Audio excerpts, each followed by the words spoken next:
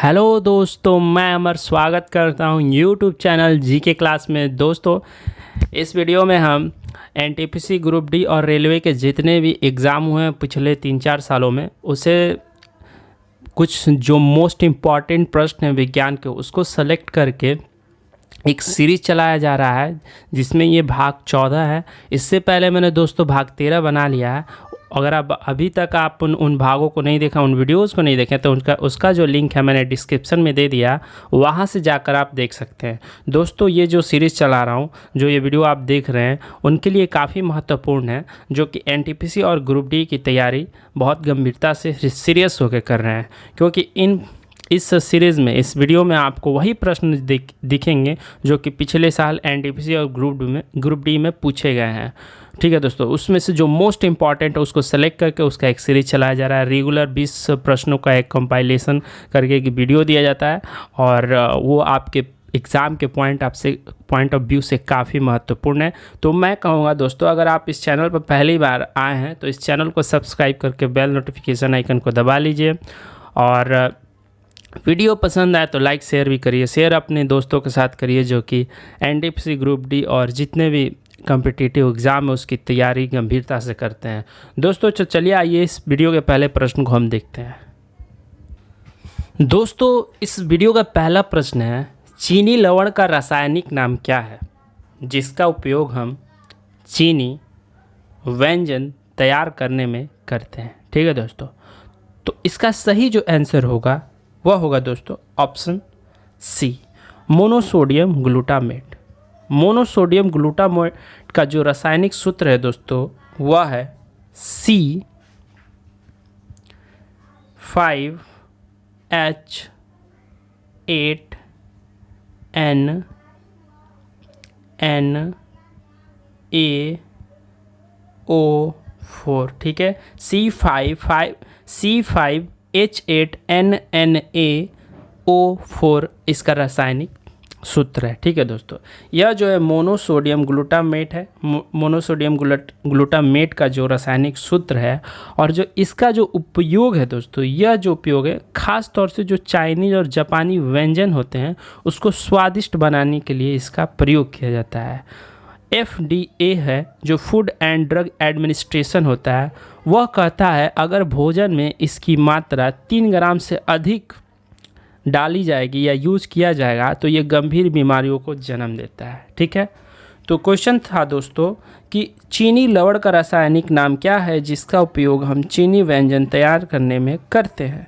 तो इसका सही आंसर होगा ऑप्शन सी, मोनोसोडियम ग्लूटामेट। इसका जो रासायनिक सूत्र है वो है C5H8NNaO4। ठीक है, ये इसका रासायनिक सूत्र है। ठीक है, इसका उपयोग चाइनीज और जापानी व्यंजनों को जो स्वादिष्ट बनाने के लिए किया जाता है, और FDA के अनुसार, फूड एंड ड्रग एडमिनिस्ट्रेशन के अनुसार, अगर भोजन में इसकी 3 ग्राम से अधिक मात्रा हो जाती है तो गंभीर बीमारियों के क्या देता है, जन्म देता है। दोस्तों, यह जो प्रश्न है, यह प्रश्न RRB ग्रुप डी 2018 में पूछा हुआ है। ठीक है दोस्तों, यह था पहला प्रश्न। आइए अब हम दूसरे प्रश्न को देखते हैं।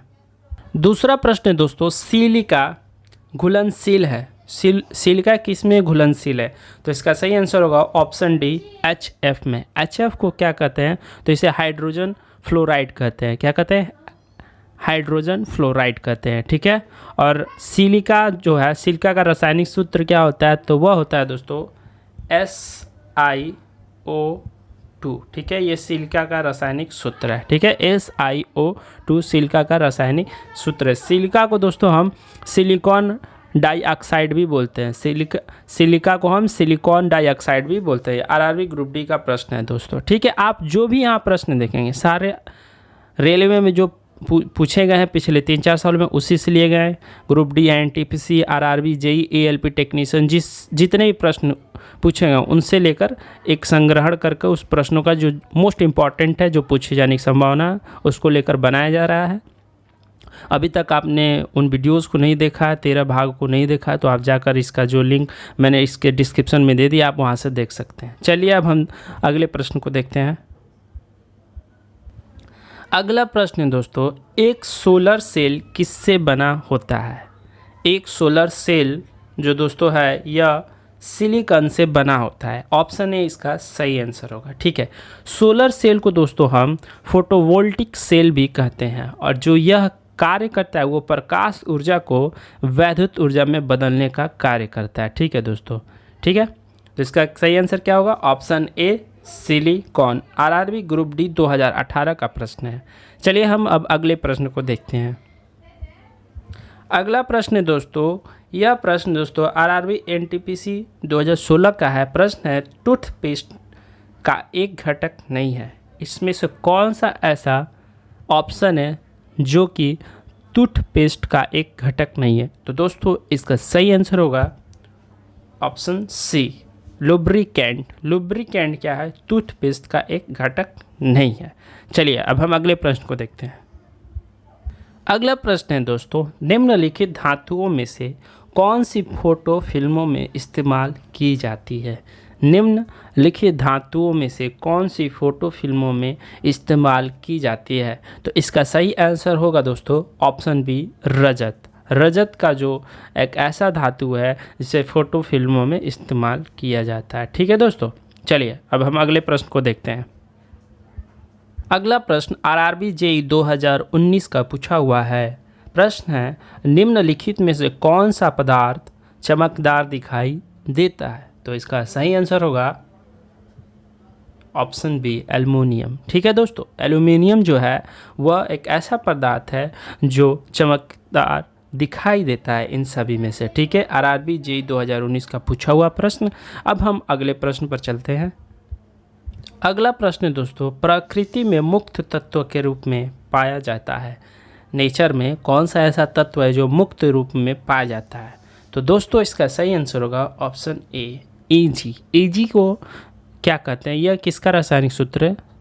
तो यह है चांदी का। ठीक है, चांदी को एजी भी बोलते हैं। तो एजी जो चांदी है वो प्रकृति में मुक्त तत्व के रूप में पाया जाता है। ठीक है, ऑप्शन ए इसका सही आंसर होगा। अगला प्रश्न हम देखते हैं दोस्तों। अगला प्रश्न है, NaCl एक लवण है जो बनता है। प्रश्न है, NaCl जो एक लवण है जो बनता है। यह प्रश्न जो आरआरबी ALP टेक्नीशियन में पूछा हुआ प्रश्न है। तो इसका सही आंसर होगा दोस्तों तीव्र अम्ल और तीव्र क्षार से। ठीक है, NaCl एक ऐसा लवण है जो तीव्र अम्ल और तीव्र क्षार से बनता है। NaCl किसका रासायनिक सूत्र है? तो ये नमक का रासायनिक सूत्र है। ठीक है दोस्तों, चलिए हम अब अगले प्रश्न की तरफ चलते हैं। अगला प्रश्न है, जब एक एसिड धातु ऑक्साइड के साथ अभिक्रिया करता है तो उत्पाद के रूप में डैश और डैश प्राप्त होते हैं। क्या प्राप्त होते हैं? जब एक एसिड धातु ऑक्साइड के साथ अभिक्रिया करता है तो उत्पाद के रूप में क्या प्राप्त होते हैं?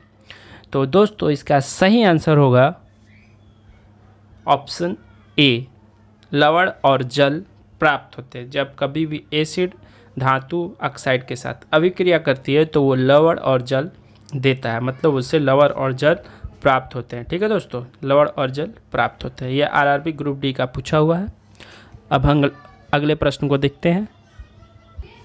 अगला प्रश्न आरआरबी एनटीपीसी स्टेज फर्स्ट में पूछा हुआ प्रश्न है। प्रश्न है कि खाने वाले सामान्य नमक का रासायनिक नाम क्या है? खाने वाले सामान्य नमक का जो रासायनिक नाम है दोस्तों वह है सोडियम क्लोराइड। ऑप्शन बी इसका सही आंसर होगा। ठीक है, खाने वाले सामान्य नमक का रासायनिक नाम सोडियम क्लोराइड है। ठीक है दोस्तों, आरआरबी एनटीपीसी का पूछा हुआ है। इसका रासायनिक सूत्र NaCl है। ठीक है, NaCl इसका क्या है? रासायनिक सूत्र है। चलिए अब हम अगले प्रश्न को देखते हैं। अगला प्रश्न है दोस्तों, निम्नलिखित में से कौन सा विकल्प अन्य विकल्पों से भिन्न है? निम्नलिखित में से कौन सा विकल्प अन्य विकल्पों से भिन्न है? तो इसका सही आंसर होगा ऑप्शन बी, MgOH। ठीक है, MgOH को क्या बोलते हैं? Magnesium hydroxide. ठीक है, मैग्नीशियम हाइड्रोक्साइड जो है इनमें से अलग है। ऐसा क्यों है कि मैग्नीशियम हाइड्रोक्साइड जो है वह एक क्षार है। ठीक है, जबकि जो अन्य दिए गए हैं वो क्या है? अम्ल है। ठीक है दोस्तों, मैग्नीशियम हाइड्रोक्साइड का कुछ फैक्ट हम इम्पॉर्टेंट जो एक्स्ट्रा फैक्ट है वो जान लेते हैं। मैग्नीशियम हाइड्रोक्साइड का जो प्रयोग है वो पेट की अम्लीयता दूर करने में किया जाता है, और जो अम्ल भी शाक्त जो जहर के समान होते हैं उसके एंटीडोज के रूप में भी मैग्नीशियम हाइड्रोक्साइड का उपयोग किया जाता है। ठीक है दोस्तों, ये कुछ फैक्ट है, तो इसका सही आंसर होगा ऑप्शन बी। यह क्या है, क्षार है, लेकिन और ये सब जो हैं ये सब क्या है, अम्ल है। ठीक है दोस्तों, चलिए अगले प्रश्न को हम देखते हैं। अब अगला प्रश्न है, धातु ए अम्लों के साथ अभिक्रिया करके उसके द्वारा क्या उत्पन्न करती हैं? धातु अम्लों के साथ अभिक्रिया द्वारा क्या उत्पन्न करती हैं? तो दोस्तों इसका सही आंसर होगा ऑप्शन सी, लवण और हाइड्रोजन। ठीक है, धातु अम्लों के साथ अभिक्रिया करके लवण और हाइड्रोजन उत्पन्न करती है। ये प्रश्न जो RRB ALP टेक्नीशियन 2018 का पूछा हुआ प्रश्न है दोस्तों। अभी तक आपने जितने प्रश्न देखे वो सारे ही प्रश्न पिछले साल से हैं, जो कि आपके एग्ज़ाम के पॉइंट ऑफ से इम्पॉर्टेंट है। दोस्तों अगर ये सेशन आपको पसंद आ रहा है तो मैं कहूँगा जितने में मैंने भाग बनाया भाग 13, आप उसका जो लिंक दे रखा हूँ इसके डिस्क्रिप्शन में, आप वहाँ से जाकर देख लीजिए, आपको लाभ मिलेगा। और शेयर भी करिए अपने दोस्तों के साथ जो कि NTPC ग्रुप डी की तैयारी कर रहे हैं, और इस चैनल से जुड़ जाइए अगर नहीं जुड़े हैं। चलिए अब अगले प्रश्न को देखते हैं हम। अगला प्रश्न RRB JEE 2019 का पूछा हुआ है कि नींबू के रस का pH मान कितना है? नींबू के रस के pH मान दोस्तों वह होता है 2.2। ठीक है, नींबू के रस का pH मान 2.2, ऑप्शन बी इसका सही आंसर होता है। दोस्तों जो इसका जो है 2.2 से 2.4 तक होता है। ठीक है, अगर कभी कभी ऑप्शन में अगर 2.3 दे दे, अगर 2.4 देते तो आप उसको भी लगा सकते हैं। ठीक है, तो इसका सही आंसर क्या होगा, 2.2 से 2.4 तक नींबू का pH मान होता है। RRB JEE 2019 का पूछा हुआ प्रश्न है। चलिए हम अगले प्रश्न की तरफ चलते हैं। अगला प्रश्न RRB ALP टेक्नीशियन का ही पूछा हुआ है। प्रश्न है कि निम्न में से कौन सा घोल इन सभी में से अम्लीय है? निम्न में से कौन सा घोल इन सभी में से अम्लीय है? तो इसका सही आंसर होगा ऑप्शन ए, pH मान 0 वाला घोल जो है वो सबसे अम्लीय है। दोस्तों इसके बारे में कुछ एक्स्ट्रा फैक्ट है वो हम जान लेते हैं। देखिए जो pH मान है दोस्तों उसको क्या किया जाता है, उसको 0 से 14 के बीच में होता है। जो pH मान है वो 0 से 14 के बीच में होता है। देखिए कि ये स्केल है, स्केल पर ठीक है ये 0 से लेकर ये 14 है। ठीक है, 14 के बीच में होता है। ये यहाँ पर 7 है। देखिए 7 के पहले जितने भी मान आएंगे, ठीक है, 0 1 2 3 4 5 6, ठीक 6, ये जितने भी मान आएंगे 7 से पहले वो अम्लीय होते हैं। ठीक है, जो सबसे ज़्यादा अम्लीय की बात की जाए तो 0 जो होगा सबसे अम्लीय होगा, और 14 जो होगा दोस्तों 7 के बाद जो आता है वो क्षारीय होता है। ठीक है, 7 के बाद जो आता है वो क्षारीय होता है। अगर कहा जाए सबसे ज़्यादा क्षारीय कौन है, तो जो जिसका pH मान 14 होगा वो सबसे ज़्यादा होगा, और जिसका pH मान 0 होगा सबसे ज़्यादा अम्लीय होगा। और जो 7 पर होता है, जिसका pH मान 7 होता है वो दोस्तों वो उदासीन होता है। ठीक है, समझ गए। pH मान जो है वो 0 से 14 के बीच होता है। 7 से जो पहले होते हैं 0 1 2 3 4 5 6 वो होते हैं अम्लीय होते हैं, और 7 के जो बाद होते हैं वो क्षारीय होते हैं। ठीक है दोस्तों, वो क्षारीय होता है। जो 7 पे होता है वो उदासीन होता है। ठीक है, तो इसका सही आंसर क्या होगा, इसका जो सही आंसर होगा pH मान 0 वाला जो घोल है वो सबसे ज़्यादा अम्लीय होगा। ये RRB ALP टेक्नीशियन का पूछा हुआ प्रश्न है। चलिए अब हम अगले प्रश्न को देखते हैं दोस्तों। अगला प्रश्न RRB NTPC का पूछा हुआ है। प्रश्न है कि कांच का सबसे महत्वपूर्ण घटक क्या है? तो इसका सही आंसर होगा ऑप्शन सी, सिलिका जो है वो कांच का सबसे महत्वपूर्ण घटक है। चलिए अगला प्रश्न देखते हैं हम। साबुन का समान सूत्र क्या है? तो इसका सही आंसर होगा ऑप्शन बी, RCOONA है जो वो साबुन का समान सूत्र है। ये RRB ग्रुप डी का पूछा हुआ प्रश्न है। अब हम अगले प्रश्न को देखते हैं दोस्तों। अगला प्रश्न RRB NTPC का पूछा हुआ है। प्रश्न है कि डायनामाइट का आविष्कार किसने किया? तो इसका सही आंसर होगा ऑप्शन ए, अल्फ्रेड नोबल ने डायनामाइट का आविष्कार किया है। ठीक है, चलिए अगला प्रश्न देखते हैं हम। अगला प्रश्न RRB NTPC का पूछा हुआ है। प्रश्न है कि बारूद में मुख्य रूप से क्या शामिल होते हैं? तो इसका सही आंसर होगा option B, potassium nitrate. Potassium nitrate जो है वो बारूद में मुख्य रूप से शामिल होते हैं। पोटेशियम नाइट्रेट का जो रासायनिक सूत्र है वह है KNO3। KNO3 जो है वो पोटेशियम नाइट्रेट का रासायनिक सूत्र है। आरआरबी एनटीपीसी का पूछा हुआ प्रश्न। अगला प्रश्न देखते हैं हम। अगला प्रश्न है दोस्तों, गर्म शीशे को धीमे धीमे ठंडा करने की प्रक्रिया को क्या कहते हैं? तो इसका सही आंसर होगा ऑप्शन ए, एनीलिंग कहा जाता है। ठीक है, धीरे धीरे शीशे को ठंडा करने की प्रक्रिया को क्या कहते हैं? एनीलिंग कहते हैं।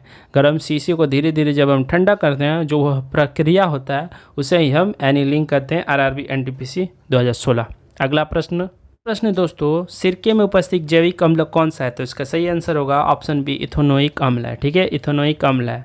ठीक है, इसका जो रासायनिक सूत्र है वो हम जान लेते हैं। रासायनिक सूत्र इसे क्या है? तो इसका है CH3COOH जो है इथेनोइक अम्ल का रासायनिक सूत्र है। ठीक है दोस्तों, ये आरआरबी जेई का पूछा हुआ प्रश्न है। ठीक है दोस्तों, यह जो प्रश्न था यह इस वीडियो का अंतिम प्रश्न था दोस्तों। अगर यह सेशन या जो भाग है भाग 14 अगर आपको पसंद आया तो आप 13 भाग उसका लिंक मैंने डिस्क्रिप्शन में दिया, वहाँ से आप जाकर देख सकते हैं।